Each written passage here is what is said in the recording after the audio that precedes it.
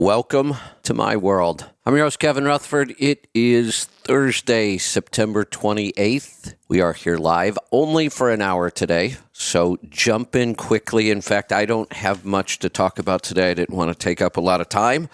Since we only have an hour for your questions, then Mike and Kevin Beckett will roll on in here for Rolling Toe, and that's what we've got today. No space today. I've got a lot going on. We will have a show tomorrow, but no space tomorrow. I've got to go pick up the coach this weekend. I shouldn't even think about everything I have to do. I'm going to get stressed. Just a lot going on and not a lot of time to do it. So we're going to have to cut out some of the extras for a couple weeks here. My trip has changed again, so it's going to be a quick trip this time. I'm just going to head there, do the event, and head back. I'm going to try to get it done in about 2 weeks, I think. So I've got a lot to get ready before I take off out of here. I am going to be skipping that California truck show as well. Just a lot of things changed. A lot of projects we're finishing up in the company or trying to finish up. Most of it is waiting for me, so I'll continue to work on that. Number to join us, 855-950-3835. Looks like those calls are starting to come in. I see that the broker transparency issue, we've been talking about it on and off for a while now. So if you're not aware of what that is all about, there is a lot of small carriers and owner-operators who believe that they should be able to see the original freight bill and see how much a broker is being paid for a load. I don't agree that we should have the right to see that, but the law already exists. I don't agree with the law, but it exists. It's been there forever. I think it was part of the Motor Carrier Act of 1980, and I don't think it's been changed since then. I'm not positive about that, but it basically says that, yes, if you are accepting a load from a broker or a carrier that you're leased to, and you are being paid on a percentage basis with the carrier. With the broker, it's not a percentage. You either set a price and the broker takes it, or the broker sets the price and you take it, however you work that out. It's with a carrier, if you are on a percentage contract, you also have the right to see the original freight bills. That law has been in existence forever.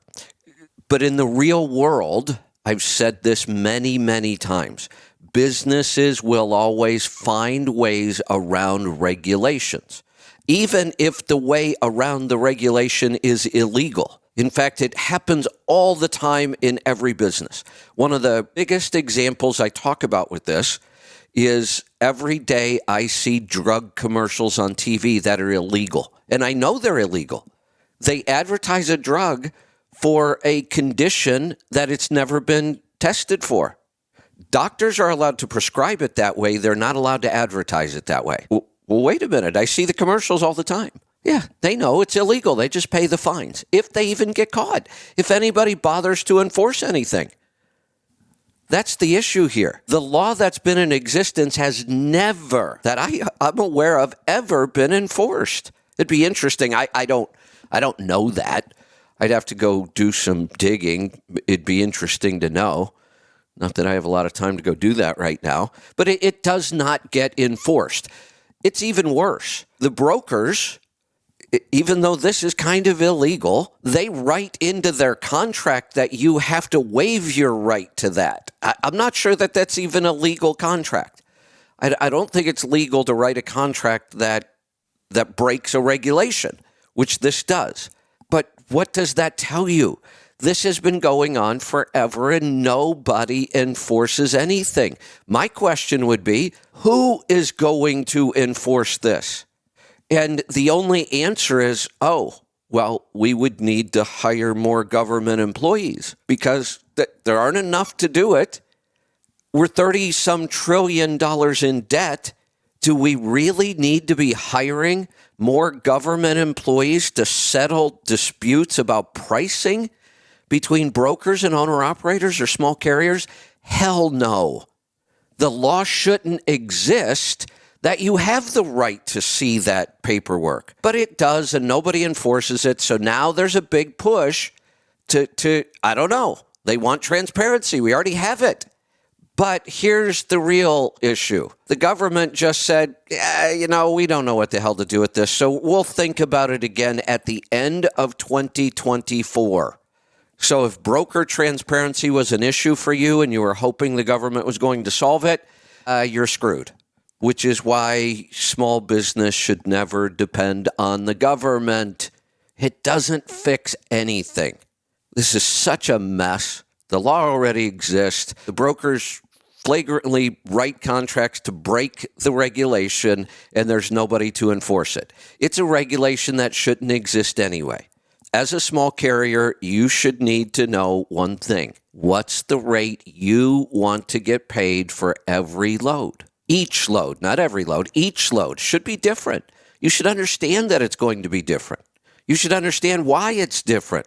You should understand why it's high in some lanes and low in others. And then you should know your own expenses. Most of the people screaming that they want to know what the broker's profit is, they don't even know their own damn expenses. If they took all the time they've been using to bitch and moan and complain and cry to the government and just create an accounting system, then set their own rates and run their business like a business, they wouldn't need to cry to the government, and it doesn't do any good anyway. All right, let's get to some phone calls and find out what's on your mind. This hour is going to go quick, so jump in and join us. 855-950-3835. Oh, two things carry over from yesterday. Today's a free-for-all. I can talk about anything I want. I still have a couple questions about eggs, or maybe I have an answer. I was talking about the color of the yolks on these eggs that our chickens are laying. And I've looked at a lot of pastured eggs over the years, thousands. I know they're deep orange. These are deep orange, and then they're almost fluorescent. They're so bright. I've never seen eggs look like this. When you make scrambled eggs, they almost don't look real. Now, yesterday I was speculating that it's the grapes they eat every morning in their pen. There are grapevines there, and the deep purple grapes fall all over the ground, and they love them. The first thing they go for in the morning.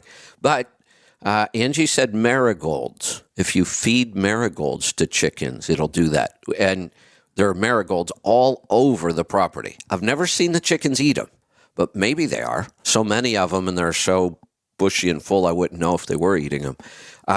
But then I do have a question about eggs. So we're getting a lot of eggs, more than we could ever eat, so I'm giving them away, and I'm curious about what's called water glassing.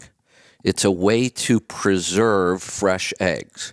So you would take fresh eggs, and there's a process. I would look it up, not exactly sure each step, but you put them basically in a big glass jar with water and a particular chemical, and I forget what it is.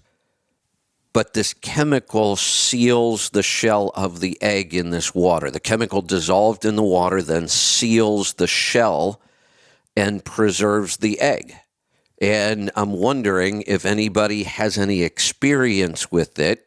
One, have you ever tested how long your eggs are really preserved for? And two, what I'm more concerned about, what's the quality of the egg like after, say, 6 months? I mean, I wouldn't look at glassing eggs long term, but I would be interested in glassing eggs to get through the winter when the chickens aren't laying. We're not laying as much.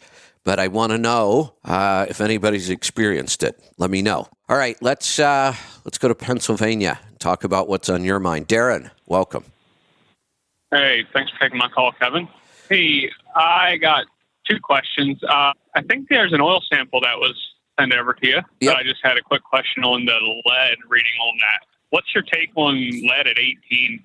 Ooh, I know it's still green. I'd be wondering why. You know, I'm not worried. This isn't enough lead that we're going to be pulling down the pan and inspecting bearings because it's the first time. Mm-hmm. So there's no history here. It looks to me like you doubled your typical drain interval or your filter. I did. I have an OPS. Okay. Yeah. I do have an OPS on it, and yeah, I was running 25, but I looked on my. You go back far enough on my history. Last June, I pulled a sample, June of 22, and lead was at 50, which was yellow, and that had 47,000 miles on it. But that oil was Mobil Delvac, but it was the 1300. It was not. It was a synthetic blend. This one that I have in now, this batch is the full synthetic. And yeah, it seems like every time I run a little higher miles, my lead starts going up. So what? Well, hold on, because hold on, okay, because I think we might be confusing some things. We can run the oil as long as we want. I'm not talking about oil change interval here. I'm talking about sample interval. No matter, even if we want to run the oil for 500,000 miles, which I've actually seen happen several times with an OPS, we still sample every 25,000. Yeah. I'm looking at your sample was at 50,000. Yeah, I had one at 23 or 24,000. Well, right. The history that I see, your samples were at. I'm going all the way back to September of 2022. Your sample was at 17,000. Then October it was at 25,000. Then in February it was 23,000. Then June it was 25,000. And then all of a sudden you went all the way to 49,000. That's the problem. Yeah, this is the same oil. This is the same oil as the previous oil sample. I know. You're not understanding what I'm saying. We can run the oil for a million miles. I don't care how long the oil stays in there. But when you do a sample at double the miles you used to do it, we would expect that your wear metals are going to go up. They always go up, and the longer we run that drain, the more they're going to go up. What happens, though, is it makes it difficult to interpret. So we don't want to do this. Oh, gotcha. This is not a good idea. We've worked out that 10-inch filter works best at 25,000 miles, and we don't want to go more than that on samples, because if we miss something, if there's fuel dilution or we've got dirt, by the time you get to 50,000 miles, you've done damage.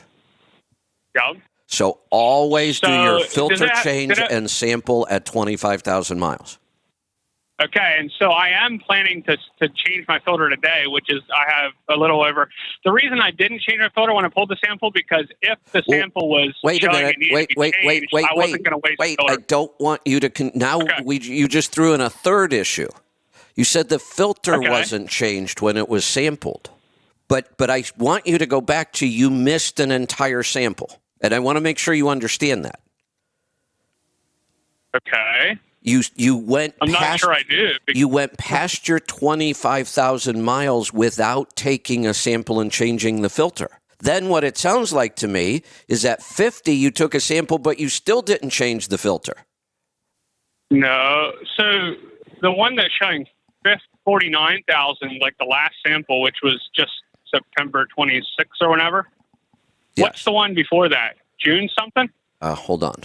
I gotta go back to it. Yeah, June 6th is the prior. And that was 25,000 miles on this same batch of oil that I'm still currently running. Correct. Ignore the oil. Stop with the oil. I know we're going to leave the oil in the engine. That's the point of all this. But every 25,000 miles, you change the filter and you take a sample. And what I'm seeing here is you waited 49,000 miles to do a sample, and then you just told me you didn't change the filter. Yeah, because I was waiting until the sample came back, and I'm going to change it now. Well, right, you're doing this wrong. You're saying that's wrong. You're doing this wrong. Yeah, every 25,000. Pulled the sample. Is that correct? And you should have pulled a sample sooner. That's the one thing I still haven't heard you say you're getting. But that's where I think we're disconnecting, because I did. Well, why does this paperwork show 49,000 miles since the last sample? Oh, it's 40,000 miles on the oil. Maybe I filled the form out wrong. It's only 25,000 since the last sample. Then yes, you filled the form out wrong. You did. I 49,000 is the total miles on this oil in the truck at this time. It's 25 since my last sample, which was in June. So what's confusing to me then is why do all of your other, were you changing your oil every 25,000 miles prior to this? I was, yes, except for one time, which I was saying last year in June of 22, I had taken it up to 47. That's the only time other than this time that I went That's above what's 25. confusing me then. It wasn't even that you filled out the and I paperwork may have wrong. filled What the form out confused wrong. me, no, I think Okay. you're fine on the form even.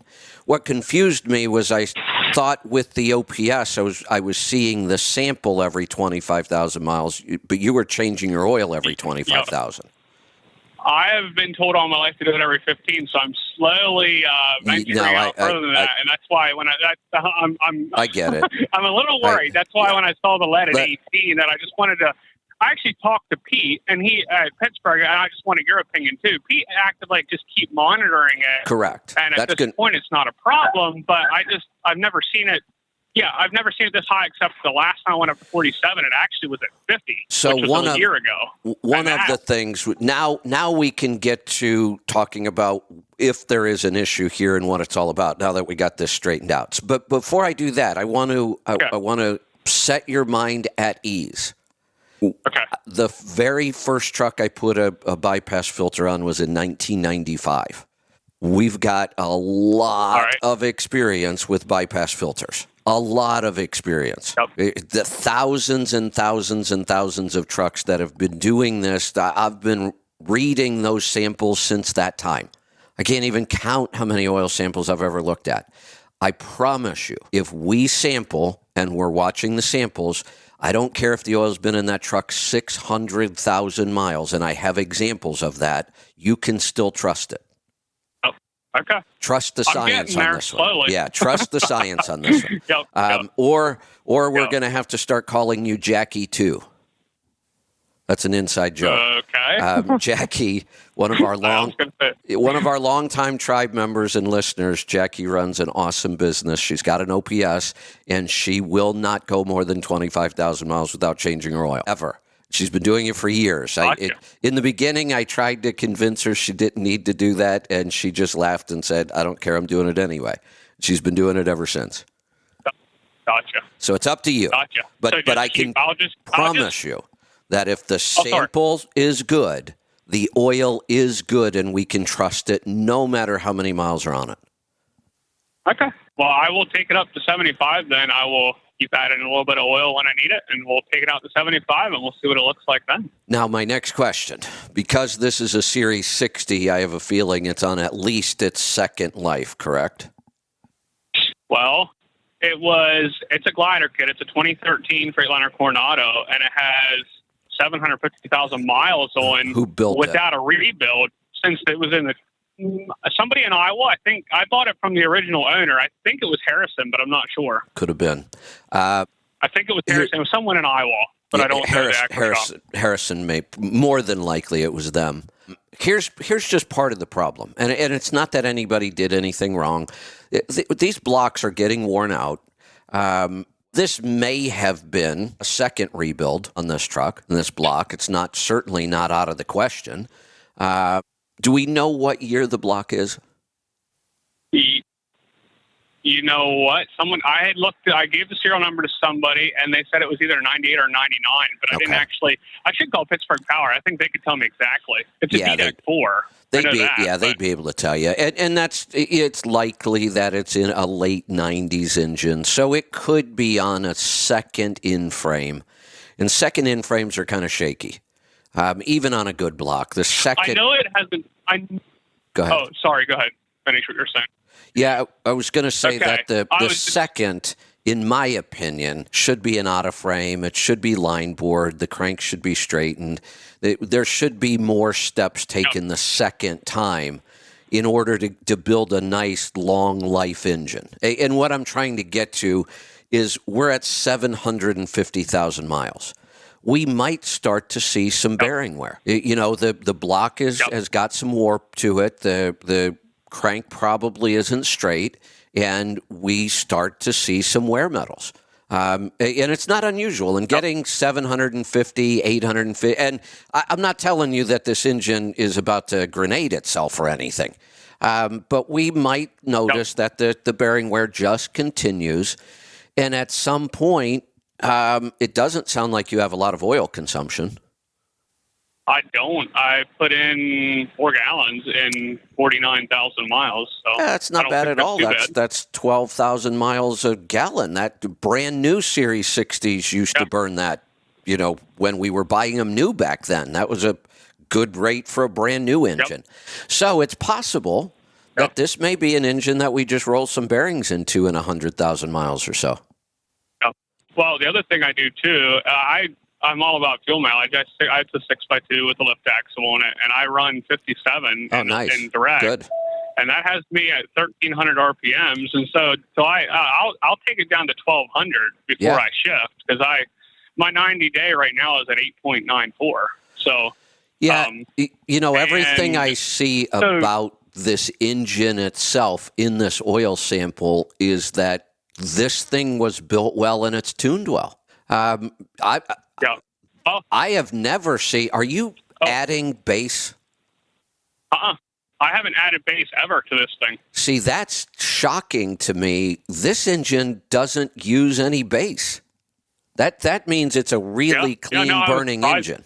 Bass is there to counteract poor combustion.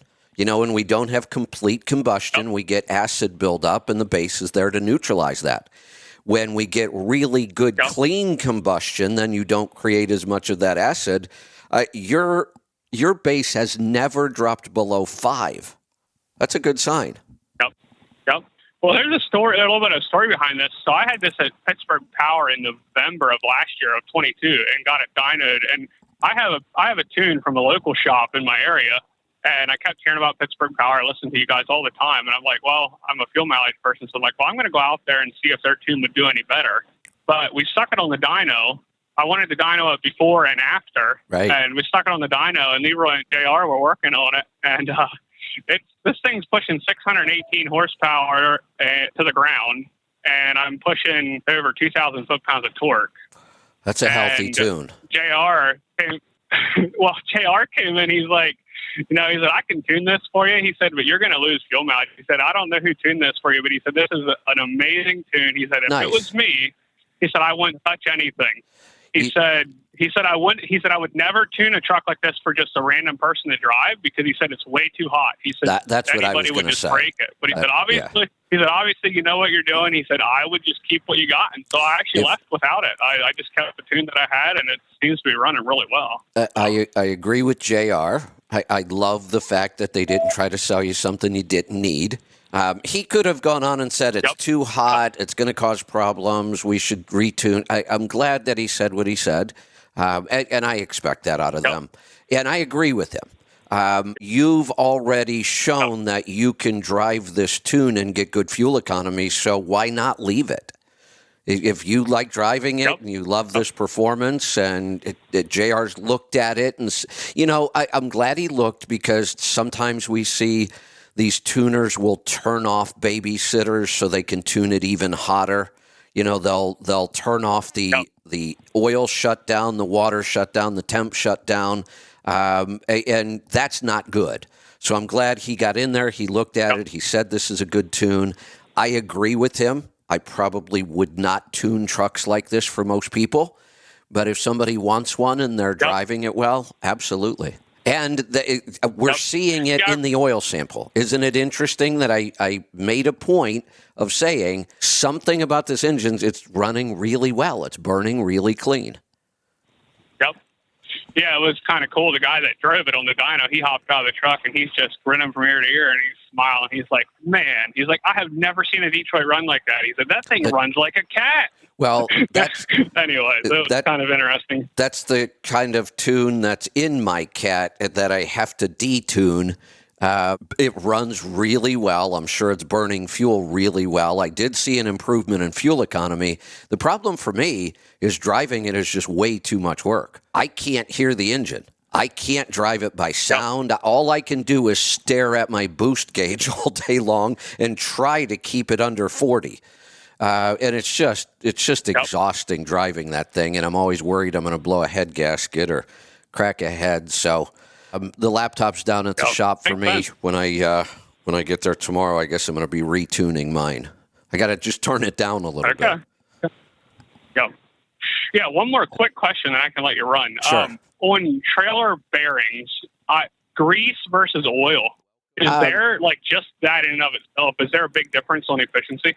Nothing that we could ever measure. We know there's a difference, but it's not enough that we could ever measure.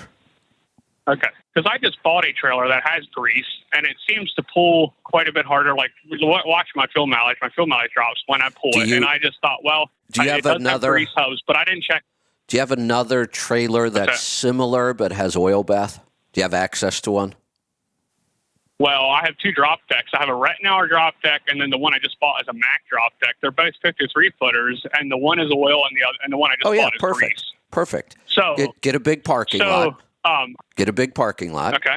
Make a mark somewhere. Set up a cone or a rock or whatever you need.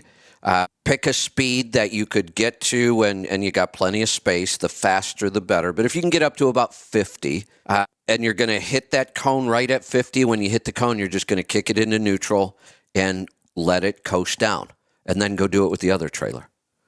It's actually a pretty accurate. It's how they test rolling resistance on tires. It's one of the ways. They do some computer simulation stuff too, but Michelin has a big roll down track. And I got to spend a day doing this, like playing around on the roll down track and seeing. And it's actually pretty accurate. Okay. Yeah. I'll have to try it out. Now, like I said, we know the lighter weight the lubricant is, the less resistance there is. That's just physics. So grease is obviously heavier than oil. Then we would go to even lighter weight oils, and they improve efficiency. But my guess is if we went from grease to oil on every bearing we could find, we might pick up 2% maybe, and it's just not enough to measure. Well, that answers my question. Then I will check some other things and make sure. I need to check alignment. I need to check how thick the wheel bearings are and stuff like that. Usually if we find a lot, the other thing you could do when you go do this roll down testing, keep a trailer, do the roll down testing if you want, then keep a trailer long enough to get everything up to temperature and get out and hit the hubs with the temp gun, and then do your other one and see if you've got a big temp difference. That'll tell us if we've got tight bearings or not. There you go. Yeah. No, this was just a question I could easily ask, but that gives me the answer I needed, and I'll keep on checking a couple of different things and see what I can find. All right. So, I appreciate your time. Thanks. You're welcome. Let's go to Iowa. We're going to go from in frames and wheel bearings to salad dressing. Very welcome. Yeah, I love my job. Quick question about it. I tried to get in yesterday, but I didn't get through to ask Lauren too. But before I get to my question, it's amazing what you can learn from books. There was a black operator in a safe house one time, and he was getting ready to eat an MRE, and I always thought I knew what MRE stood for, but I guess I didn't know what MRE stood for, and I bet you don't know what MRE stands for, because I found out that MRE stands for Meals Rejected from Ethiopia. Boy, that is very fitting. I had the privilege of being in the Army when we switched from C rations to MREs. So I had about 2 years on C rations, and then we switched to MREs. And I didn't think you could create food that was worse than a C ration, but they managed to. I hated the MREs. I can remember you talking about that, so I wanted to. Now you know what it really stands for. They are just awful. Just absolutely awful. The C rations were not that bad. And honestly, my favorite, once you got past the color, were the green eggs in the can. Oh, boy. Oh, yeah, I never experienced that, but I thank you for your service, and I'm glad you had to put up with it, not me. So. Meals rejected from Ethiopia. On the salad. I thought it hit my buddy bone anyway. So on the salad dressings, and before you hang me out to dry, here the whole question is if you go in McDonald's and you order a salad, they give you that goofy little tear pack of salad dressing. If you go into a deli or somewhere, they'll give you that little foil package of salad dressing you tear off. Where can I get clean salad dressings in those packages? Little tear foil things. I've looked on Thrive Market, I think, for Primal Kitchen or whatever that brand is. I can't find any in the little individual tear packs. The only good brand of salad dressings that I'm aware of is Primal Kitchens. There used to be another one called Tessie Marie's or Tessie's or something. Years ago, well, 4 or 5 years ago, I was recommending theirs, and then I was in a store one day and I picked it up, and they had switched from all olive oil. They started using canola oil or some goofy stuff. I'm like, what? The whole point of your line, I thought, was because it was good, clean, had olive oil. They switched, so I can't recommend those anymore. And no, I have never seen it in little packets, ever. All right. Well, I just like to be able to, if I go in and eat a ribeye, I'd still like to have a salad with it, and I'd like to have a way that I could carry those little packages in. I really don't want to carry a big glass bottle in with me. And I'm kind of out of room in my refrigerator anyway, so I'm just curious if you had any source of it. No, you know what I might try? And there's tons of containers, but the thing that came to mind, these things have to still be around everywhere, the little film containers. I think those tops actually seal pretty well. That's a half of one of those is probably a pretty good amount for a salad. I might just carry a couple of those around with me. Yeah, and then I'd have to carry the bottle in my refrigerator and pour it in there, and I don't have that much room to carry 2 or 3 different choices of salad dressings. And then you'd have to clean things. I know it can be kind of hassle. I get it. Yeah, I just want the clean salad dressing, but I want the convenience of those little tear packs if I could find a source for them. I haven't seen anything, and there has to be some other brands of salad dressing out there. I haven't found them though. Maybe they're local. Maybe I just haven't come across them yet. We were at the biggest health food show in the country this year, and I was looking for another alternative for salad dressings, and there was nothing in the entire show. Huh.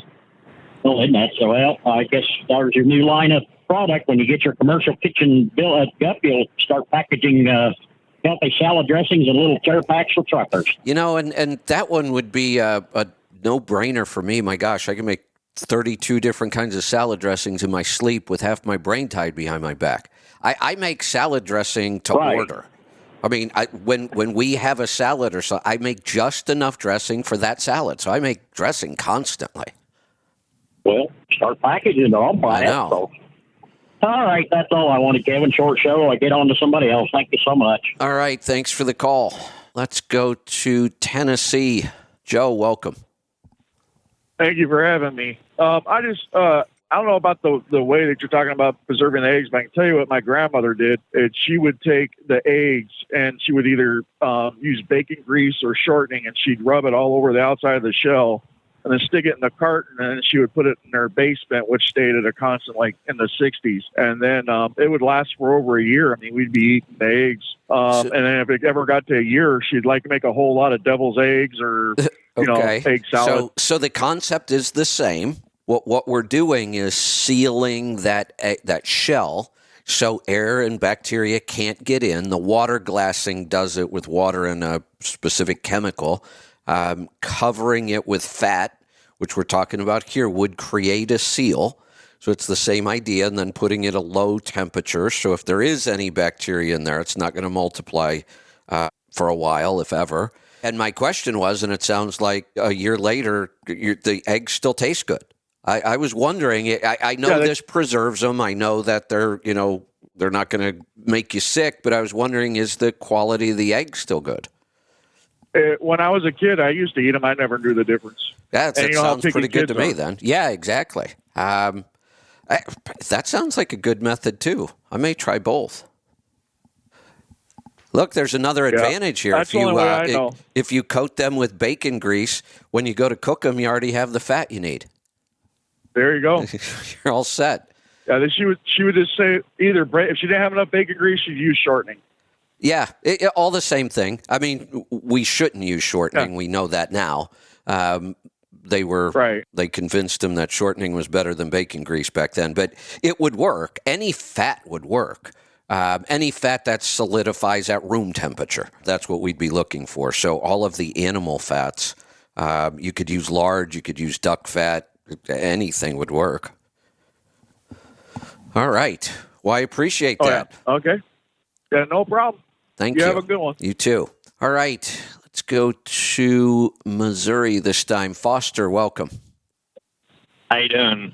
Good. Teddy again, Teddy Foster. I called about a month ago because I was trying to get off medicine, Synthroid and Polystech. I was worried about my cholesterol. He put me on a carnivore diet, and after that, I done that for 2 weeks. I called in the next week, and then I done that for 2 weeks, and then I started doing the keto. Okay. I've been doing the keto ever since. I feel like a chipmunk on crack, just so much energy. I can't sit still and everything, but now I'm having cramps really bad in my leg. Oh, okay.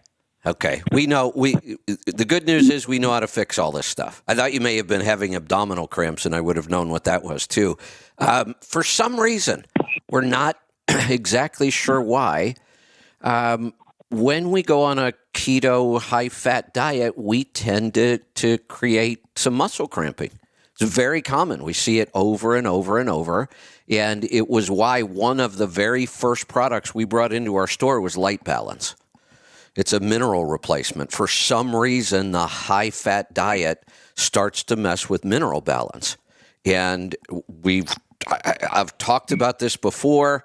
My diet can be completely clean, really perfect, lots of quality. You know, the vegetables are coming out of my own garden. The meat's all local and pastured. And yet I have got to supplement minerals. And we don't know why. We've looked at it, and it just seems to be the way it is. And there's the theory that all of our food supply, no matter how organic it is, we still don't have the level of minerals in our soil that we used to. And then the animals that eat those plants aren't getting the level of minerals that they used to get. And when we eat them, we're not getting as many. Why it happens when we go to a better diet, we're not really sure. I'm sure we'll figure it out someday. It may be like the oxalate issue that if we have poor fat digestion, it does start to mess with our mineral balance. So we can work on the fat digestion as well. But usually, Light Balance in the morning takes care of this. Light balance? Yeah, it's a liquid, and you only take a little capful of it and pour a capful in your coffee. The regular serving, I think, is 2 capfuls. I use 1 a day, and it's plenty. And it's kind of like a overflow pour there, so I'm probably getting 2 capfuls. And within days, the cramping goes away and never comes back. I know that sounds crazy being a truck driver, but I don't drink coffee. Yeah, you can. If you wanted to, you could just do a shot of it. It's salty water is all it really is. It's 3 minerals: potassium, magnesium, and sodium. And it's in the right balance that we need. That's why it's called Light Balance. And there are other, electrolyte replacements on the market. They probably work really well too. Light Balance was the one we found. We like the company. Like I say, this is one of the oldest products we have in our store. It was one of the first things we brought in. Okay, I have y'all's app, and that's what I listen to you on the app and everything. But how do I go to your store? I don't do Facebook. Yeah, that's okay. You just go directly to letstruck.com on any browser. Okay. Yeah, just on an internet browser, go to letstruck.com. Store there works just fine on the phone or a tablet or a laptop. You can search. There's a search window up in the top right corner, and light is spelled Lyte. If you type in Lyte in the search, Light Balance will come right up. Okay. Well, I've got to tell you, this is I've not had this much energy since I was 20 years old, probably. I was in the military. My parents asked me the other day, it's like, what are you on? What are you doing? I mean, you can't sit still. You're constantly, and the brain fog is just crazy. I couldn't remember 30 minutes. I know. My parents had asked me something. I couldn't remember 30 minutes. I'm like, it's insane how your brain starts working normal again, and you have so much energy that you have to actually lay in bed and rest. And I've got a sleep number bed. It tells me my HRV, Right. and it's went up Excellent. from 50 something to over 129 Whoa. while I'm sleeping. That's incredible. Holy cow. Right. So let me tell you Like, something. I believe that HRV is the single most important number that we can watch for our own health that we're able to measure ourselves. We don't have to go get a blood test. We don't have to go to a doctor. It's the things we can measure, and there's lots we can measure with all the new devices on the market, but HRV is the single most important number I look at, and to have your number double is just incredible. That is no wonder why you feel so good.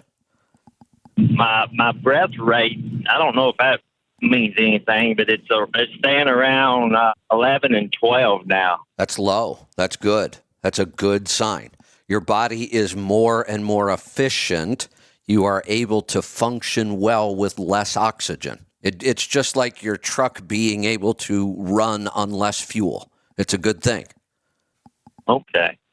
I didn't know. I mean, I've listened to you, and I've started taking a cooler shower. Like, I'll shower with a hot shower, but when I'm done bathing, I will turn it to cool. Good. And sit there for a minute, and I'll turn it a little bit colder, sit there for a little bit more. And I do that every night before I go to bed when I'm at the house. That's helping your pull mobile HRV home, too. So I'm not home every night to check, keep a check on that. So, but I'm home at least every other night. Excellent. So, Excellent. But I really recommend the carnivore and the keto to people that are not doing it. It's so. How old are you?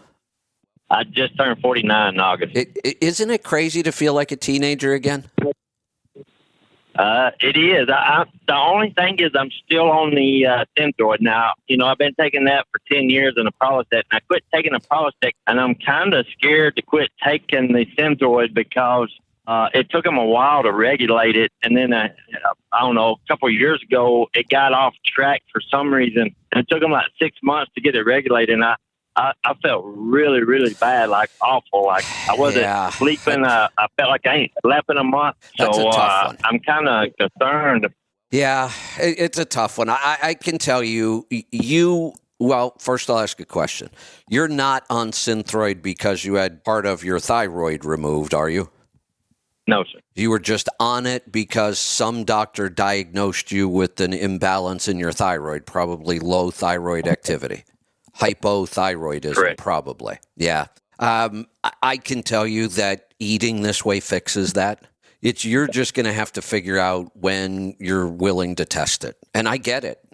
You don't want to go through that if you don't have to, but I can promise you that you do not have a thyroid issue. And if you do, it can be fixed with food or maybe some supplementation. But normally, we don't supplement for thyroid. Normally, these issues just go away. So whenever you feel like testing it, maybe you start to take half doses for a while and see if you notice any change. Okay. Or maybe go every other day. Every other day. Good. Every other day. That would work too. You just start taking a little less.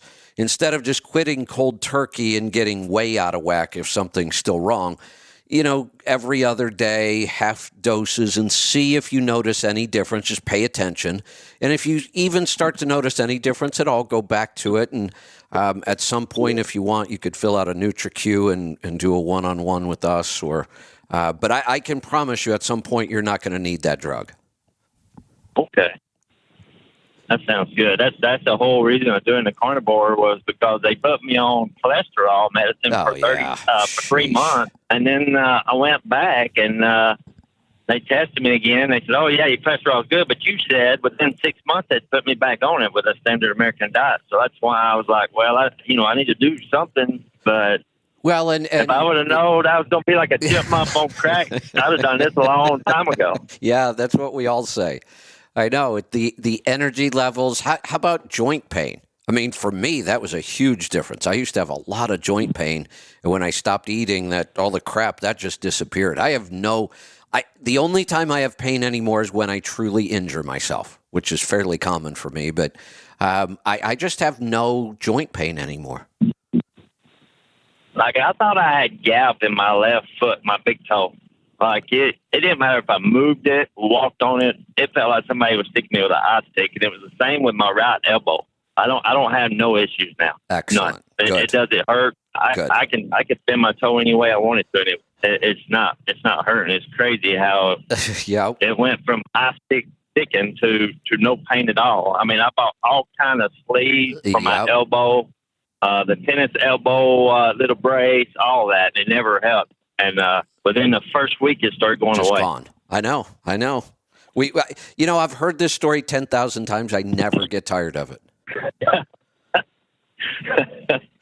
Well, I never get tired of it. It's- And I it's can crazy hear it. how that works. I can hear it in people's voices. I can hear it in your voice. And I've experienced it, so I know how amazing it is. And let me give you some good news. I made my change right around, I think I was 52, 51, 52 when I changed. I'm still getting better at 60. oh, wow. Yeah, it gets better. Wow. I know it's hard to imagine, but it does. Well, think about this. It Wow. took you 49 years of eating a bad diet to get to where you were. So, yeah, we saw some quick improvements in just a couple of days when you start doing this. But if you stick with this, you will get better year after year. I feel better now at 60 than I did at 53. Wow. That's crazy. Yeah. It blows my mind. I mean, it just blows my mind. Me too. I love it. Well, Keep- I sure appreciate it. I'll get off here so somebody else can have a turn. And I thank you for everything you do for all of us truck drivers, because there's no one else that cares or gives us the time like you do. You're like welcome. y'all, like all of y'all. You're welcome. Thank you. I appreciate it. Thank you for your support. I love hearing that story. You know, in the beginning, we used to hear that story over and over and over and over every day. We still get them now, just not as many, especially not being on Sirius anymore. We don't pick up a lot of new people. But I will never, ever get tired of hearing that story. He has the energy of a chipmunk on crack. That's a visual. Let's go to Arkansas. Rod, welcome to the program. Hey, Kevin. A couple things. I was listening to Tuesday's show. Just want to make a comment where you guys were talking about impossible with Volvos and shops and finding good ones and that. Your suggestion was find a dealer. There is a kid in Kenosha, Wisconsin called Diesel Brothers. All he does is Volvo. Yeah, he's really He might do good Mac, too. I'm assuming, but He's really good. Joel very good. recommends him a lot. yeah. Yeah, I was super impressed with him when I went there. So that's Good. just something to keep for people that are running Volvo Power. I mean, he is great and he's inexpensive. Yeah, good. And then the guy calling about the wheel bearings on his trailers, he should get them adjusted because Joel will tell you that right out of the factory, they might be over tight. Absolutely. Like when I bought my new trailer, Yeah. immediately I picked up my new trailer in Indiana, drove up to Jim in Michigan, and had the bearings set. Yeah. So it's just a good thing to get the Dr. Preload done. And I as agree. far as this question goes on the oil versus grease, Jim did a video a couple years ago where he took semi-fluid grease, showed like its squishiness in a bag, threw it in a freezer for like 3 days, pulled it back out, and it still had the same viscosity. Well, it So- should if it's synthetic. Right, but a lot of people get nervous, and I was one of those. Grease is going to get thicker in the winter and not going to work as well. No, I don't And that concern about proves it getting. that's a falsity. Well, yeah, but that wasn't my point. That's why I never mentioned temperature or worried about it. We know physically okay. looking at them, one is a liquid, one is a solid at room temperature. Sure, both of them are going to thin out as they heat up, but the grease will never be as thin as the oil. I mean, that's the point. It's a grease. It's a heavier weight, so it will always have more resistance. That's why the trend in all lubricants, it's why we run 30-weight oil in all the new engines. They were all built to be able to use a 30-weight oil so that they can be more efficient. If we can build them with even tighter tolerances and we could go to a 20-weight oil, we'd get even more efficiency.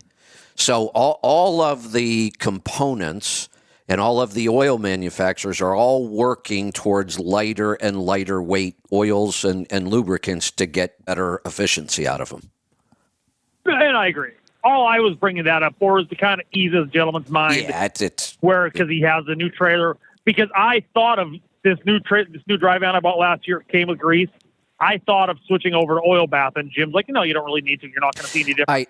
The other benefit to grease is if you do have, say, you have a wheel seal leak, you're not going to blow all of it out immediately like you will with oil. Yeah, and it's like I didn't say, oh, we got to go switch that to oil. I mean, it's not something. I know you did. I know. It's not something I've ever done on a truck. It's one of those things that, yes, we know there's a gain, but it's not enough that we can measure. So how do we say, well, you're going to break even at this point? Or, yeah, I prefer oil. If I've got grease, it's going to stay grease.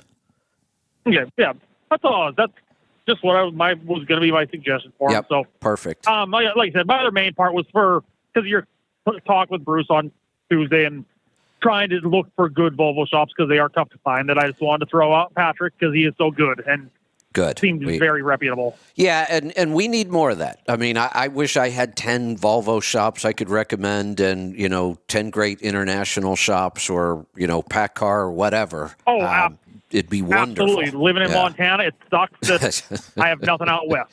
Yeah, I get it. All right, thanks for the call. Good stuff. One more call, and then we are going to turn this over to the Beckett's. Let's go to Minnesota. John, welcome. Hey, Kevin. The movie that was released on Twitter about the COVID vaccine, what was the name of that? And do you know that's still available on Twitter? No, I don't. The autopsies and... what was the name of that? Died Suddenly? Is that the name? I don't remember. Not 100. It sounds familiar, but... Died suddenly, sudden death. I think it's going to have There have been so many damn videos and, about COVID and the shot, and I can't even keep them all straight. And honestly, I haven't watched, I'm not even sure if I've watched any of them. No, I did watch the one on the blood clotting. You're right. I do remember watching that one. Right. With all the autopsies. Yeah. I don't remember what the name of that one was. I haven't watched many because they just frustrate the hell out of me. Yeah. I believe they're true, and that's why it's so frustrating. I just thought that was I wanted to go back and watch that one. I can't remember the name of it. So for some reason, I'm thinking Died Suddenly, but if somebody listening knows, and if somebody would either send it to me or post it on the tribes, we'll keep an eye out for it. But okay. Died Suddenly, for some reason, seems to be sticking in my brain. Yeah. I'll search that on Twitter and see if I can find it. So. All right. Thank you. You're welcome. Have a good day. Thanks for the call. All right. We are going to wrap this up. Died Suddenly. Yeah, Angie thinks it was the same thing, too. That certainly seems like that's what it is. Hold on. Lisa's over with the chickens. All right. We're going to wrap this up. The Beckett's will be back right around the corner. Usually only takes us about 5 minutes or so to swap the show over, and we will not be doing a space today. I have got to get some stuff done. We will do a live show tomorrow. The first hour will be a free-for-all. The second hour will be trucking technology and efficiency, and we will not have a space tomorrow either. I got to get out of here and go pick up Coach and start getting that thing ready for a big trip. I also have to get gardens shut down and things planted, and there's just a lot going on. Stuff going on down in the warehouse. We're busy. All good stuff. Just a lot right now. So we will see you back here tomorrow. Stay tuned for Rolling Toe coming up in just a couple of minutes. Be safe, be profitable, be fit and healthy. Always do the hard work and master the journey.